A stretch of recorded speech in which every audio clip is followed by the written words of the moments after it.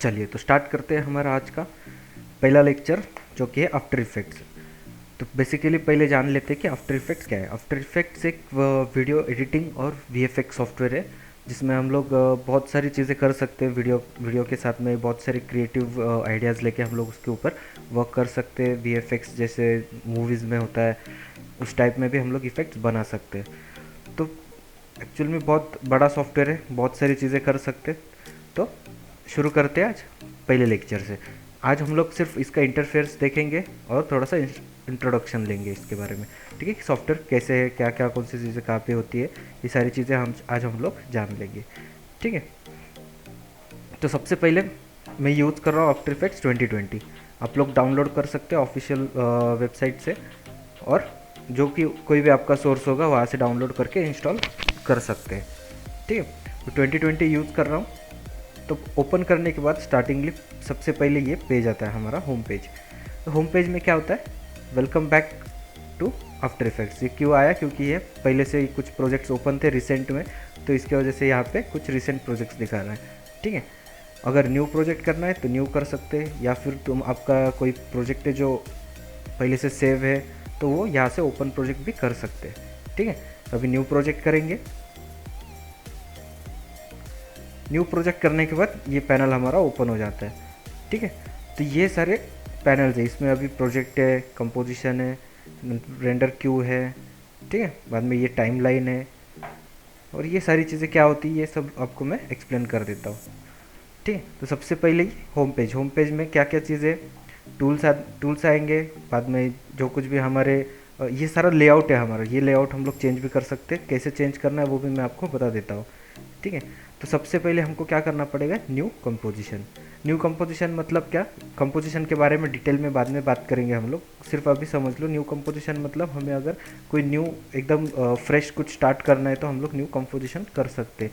या फिर आपके पास ऑलरेडी कोई वीडियो है, उसकी साइज़ के हिसाब से अगर हम लोग को कोई कंपोजिशन बनाना है तो हम लोग डायरेक्टली यहाँ से उसको लेके आ सकते हैं। ठीक है, तो यहाँ से हम लोग उसकी क्लिक करने के बाद डायरेक्टली इंपोर्ट कर सकते हैं। जो कोई भी वीडियो हो जिसकी कंपोजिशन साइज़ हम लोग को सेम चाहिए तो यहाँ से ले सकते हैं, या फिर न्यू बनाना है तो यहाँ से हम लोग न्यू बना सकते हैं।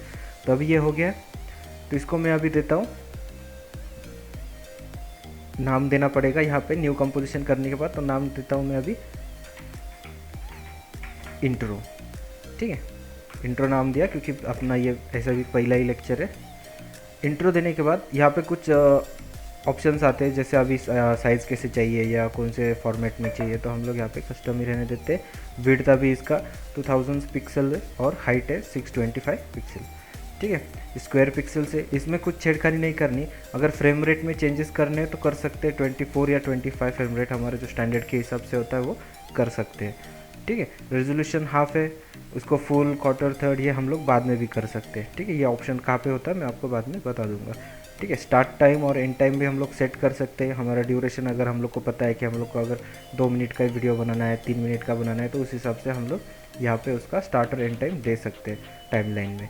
ठीक है, और ये बैकग्राउंड कलर क्या होता है कि जब हम लोग अभी ओके करेंगे तो ये कंपोजिशन को एक बैकग्राउंड कलर देगा, तो वो कलर कौन सा होना चाहिए वो हम लोग सिलेक्ट कर सकते हैं। बाय डिफ़ॉल्ट ये ब्लैक ही होता है, तो इसको ब्लैक रहने देंगे। ठीक है, इसको करेंगे ओके। ओके करने के बाद आपको यहाँ पे एक ब्लैक विंडो दिख जाएगा, है ना। तो ये है हमारा कंपोजिशन। तो कंपोजिशन अभी हमारा ऐसा आया, अगर जो साइज़ हमने ली होगी उस हिसाब से कंपोजिशन आ जाता है। ठीक है, उसके बाद में आते हैं हम लोग अभी पैनल्स में। तो पैनल्स क्या क्या है इसमें, जैसे ये प्रोजेक्ट पैनल है, ये टाइमलाइन है, और ये हमारा इफ़ेक्ट्स, कैरेक्टर्स, ये सारी चीज़ें, प्रीसेट्स, इफ़ेक्ट्स एंड प्रीसेट्स, ये सारी चीज़ें ये एक एक करके मैं आपको एक्सप्लेन कर दूंगा। ठीक है, इसमें आते हैं वापस से हम लोग कंपोजिशन में। तो कंपोजिशन में ये सारी चीज़ें होती है कि जो जैसे आप लोग ने अगर प्रीमियर प्रो किया होगा तो प्रीमियर प्रो में जैसे हम लोग न्यू ये बनाते, ग्रुप बनाते हैं, जैसे कोई प्रोजेक्ट की सेटिंग होती है उसके अंदर, उसी तरह से यहाँ पे भी हम लोग बनाते हैं। इसमें कंपोजिशन बोलते हैं, और उसमें बोलते हैं हम लोग न्यू सीक्वेंस। जैसे सीक्वेंस बनाते हैं वैसे ही हम लोग यहाँ पे बनाते हैं न्यू कंपोजिशन। ठीक है, कंपोजिशन के अंदर हमारी सारी प्रॉपर्टीज़ होती है वीडियो की या फिर हमारे पूरे प्रोजेक्ट की।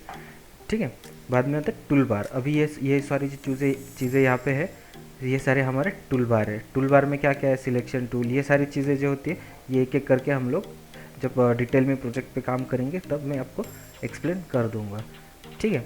बाद में आते हैं हम लोग, अभी ये जैसे अब हमारा पैनल सारे जो यहाँ पे लगा है ये बाय डिफ़ॉल्ट है, इसको हम लोग चेंज भी कर सकते हैं अपने हिसाब से। जैसे यहाँ से अगर कम करना है तो यहाँ से कम कर सकते हैं, यहाँ से कम करना है तो यहाँ से कम, मतलब जो चीज़ हम लोग को अगर बहुत यहाँ पे भीड़ हो रही है किसी प्रोजेक्ट के, बहुत सारे लेयर्स बन रहे हैं या फिर बहुत सारी प्रोजेक्ट फाइल बन रही है, तो फिर हम लोग इसको कम ज़्यादा कर सकते हैं। यहाँ पे आने के बाद हम लोग तीनों को एक साथ में एडजस्ट कर सकते हैं, ठीक है। देख, यहाँ से तीनों को एक साथ में एडजस्ट कर सकते हैं, जैसे विंड कंपोजिशन हो गया, प्रोजेक्ट हो गया या फिर टाइमलाइन हो गई, तो सबको हम लोग यहाँ से एडजस्ट कर सकते हैं, हमारे हिसाब से हम लोग उसको रख सकते हैं। बाद में आते हैं हम लोग फिर हमारे विंडोज़ में क्या क्या है, यहाँ पे कुछ चीज़ें दी है, जैसे वर्क स्पेस, जैसे हम लोग ने यहाँ से चेंज किया तो यहाँ से भी चेंज कर सकते हैं। जैसे ऑल पैनल्स बोला तो फिर सब सारे पैनल्स ओपन हो जाएंगे, है ना। उसके बाद में यहाँ पे आता है वर्क स्पेस में, अगर इफ़ेक्ट्स चाहिए हम लोग को, इफ़ेक्ट्स के लिए काम करने का है तो इफ़ेक्ट्स पे क्लिक करने के बाद इफ़ेक्ट्स के पैनल्स ओपन हो जाते हैं। देखा यहाँ पे इफ़ेक्ट्स एंड प्रीसेस ओपन हो गया। बाद में इसमें आगे अगर हम लोग को टेक्स्ट में करना है कुछ काम, तो टेक्स्ट के सारे ऑप्शन यहाँ पे ओपन हो जाते हैं, है ना। तो ये सारी चीज़ें हम लोग यहाँ से कर सकते हैं। मोस्टली हम लोग इसको बाय डिफ़ॉल्ट ही रखते हैं, तो बाय डिफ़ॉल्ट के लिए एक तो डिफ़ॉल्ट रख सकते हैं या फिर इफ़ेक्ट्स रख सकते हैं, क्योंकि हम लोग इफ़ेक्ट्स पे ज़्यादा काम करते हैं। अब की हिसाब से होगा, जिस हिसाब से हम लोग प्रोजेक्ट पे काम कर रहे, जो प्रोजेक्ट है उस हिसाब से हम लोग यहाँ पे रख सकते हैं। अगर गलती से हमारा कोई पैनल अगर बंद हो जाता है, जैसे ये टाइमलाइन हमारी अभी बंद हो गई, तो हम लोग सोच रहे हैं अभी टाइमलाइन कहाँ से आएगी, तो टाइमलाइन लाने के यहाँ से भी ला सकते। विंडोज़ में जाएंगे और यहाँ पे आती है हमारी टाइमलाइन, है ना। टाइमलाइन यहाँ से भी आ सकती है। अगर समझो वापस से ये सारी चीज़ें हमारी गायब हो गई और अभी हम लोग को पता नहीं चल रहा है किधर से लाना है, तो यहाँ से विंडोज़ से जाके हम लोग work space, reset default to save layout, ठीक है। ये बाय डिफ़ॉल्ट जैसे था वैसे वापस से हो जाएगा, है ना। इसको हम लोग यहाँ से चेंज कर सकते हैं, ठीक है। तो ये सारी चीज़ें हमारी बस नॉर्मल है। यहाँ पे आफ्टर में कैसा होता है कि बहुत सारी चीज़ें करने को होती है, जो इफ़ेक्ट, जैसे हम लोग इफ़ेक्ट्स पे काम करते हैं तो बहुत बड़े बड़े प्रोजेक्ट पे हम लोग काम करते हो, तो बहुत सारी चीज़ें हम लोग को लेनी पड़ती है। जैसे मीडिया फाइल्स हो गई, जैसे यहाँ पे प्रोजेक्ट पैनल में हम लोग क्या मीडिया फाइल्स लेते हैं। बाद में टाइमलाइन में जैसे हम लोग बहुत सारी लेयर्स क्रिएट करते हैं और टाइमिंग के साथ में खेलते हैं, उसके इफ़ेक्ट्स कंट्रोल करते हैं। बाद में जो कुछ भी प्रीव्यू है वो हमको यहाँ पे हमारे डिस्प्ले में दिख जाता है ना। इस कंपोजिशन में हम लोग को सारी चीज़ें जितनी हम लोग चेंजेस कर रहे हैं वो सारे यहाँ पे दिख जाते हैं, है ना। तो एक एक करके हम लोग सारी चीज़ें कंटिन्यू करेंगे। अभी सिर्फ इसका इंटरफेस समझ लो, थोड़ा सा ओपन करके देखो कैसे कैसे कौन सी चीज़ें क्या पे है, या फिर विंडोज़ में कौन से ऑप्शंस दिए हुए हैं, वर्क स्पेस में कौन से ऑप्शंस है। अगर गलती से कोई पैनल हमारा बंद हो जाता है तो यहाँ से हम लोग उसको वापस से ला सकते हैं, जो कोई भी पैनल हो, जैसे ट्रैकर, टूल्स हो। अगर टूल्स मैंने अभी यहाँ पे आप देखोगे तो टूल बार यहाँ पे दिख रहा है। अगर मैंने टूल्स को अनचेक किया तो टूल बार यहाँ से गायब हो जाएगा। देखो टूल बार गायब हो गया। तो वापस से उसको लाने के लिए क्या करेंगे, हमको उसको वापस से टिक करना पड़ेगा, मतलब चेक करना पड़ेगा, तो वो वापस से यहाँ पे आ जाता है, ठीक है। तो ये सारी चीज़ें अभी फ़िलहाल ये करके देखो। नेक्स्ट लेक्चर में हम लोग अभी टूल्स देखेंगे, इंपोर्ट कैसे करना है या कंपोजिशन क्या होता है, ये सारी चीज़ें हम लोग एक एक करके आगे बढ़ेंगे। सिर्फ इतना ध्यान में रखो कि ये बहुत बड़ा सॉफ्टवेयर है और बहुत क्रिएटिव है, बहुत सारी चीज़ें, अनकाउंटेबल चीज़ें हम लोग इस सॉफ्टवेयर में कर सकते हैं।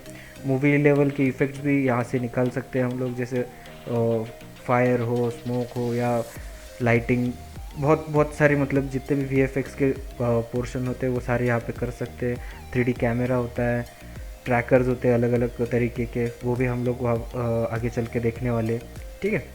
तो बने रहिए और ध्यान से, थोड़ा सा इम्पोर्टेंट है, इसको मिस मत करो स्टार्टिंग को। अगर बेस आपका कच्चा रह जाएगा तो फिर आगे जाके आपको समझने में मुश्किल हो जाएगी, तो स्टार्टिंग से ही इसके ऊपर थोड़ा ध्यान दीजिए।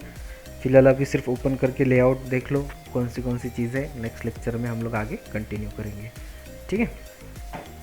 और हम आप लोग को अगर एडवांस में VFX का और इसका आफ्टर इफेक्ट्स का सीखना है तो डिस्क्रिप्शन में लिंक दिया हुआ है NAC एनिमेशन इंस्टीट्यूट का, वहाँ से जाके भी आप लोग NAC एनिमेशन इंस्टीट्यूट का ऐप डाउनलोड कर सकते हैं। वहाँ पे आपको कुछ फ्री कोर्सेज भी मिल जाएंगे और कुछ डिटेल या प्रोफेशनल लेवल के कोर्सेज भी मिल जाएंगे, ठीक है। तो डाउनलोड करके देखिए, और अगर कोई दिक्कत हो रही है समझने में या फिर समझ में नहीं आ रहा है या कोई लेक्चर आपका थोड़ा सा प्रॉब्लम हो गया है तो आप मुझसे कांटेक्ट कर सकते हैं। आप लोग का प्रॉब्लम जो कुछ भी है वो सॉल्व हो जाएगा। ठीक है, मिलते हैं फिर अगले लेक्चर में। चलो, बाय बाय।